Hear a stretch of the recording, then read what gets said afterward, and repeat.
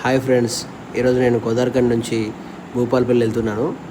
మార్గ మధ్యంలో సోమన్పల్లి బ్రిడ్జ్ ఉంది బ్రదర్స్. సూపర్ ఉంది వ్యూ అంతా. అప్పుడే వర్షం కొట్టి వెలిసిందేమో. సూపర్ ఉంది. మీరు కూడా ఇటువైపు వెళ్ళేటప్పుడు చూడండి, ఈ వాతావరణాన్ని ఎంజాయ్ చేయండి. Thank you friends, thank you.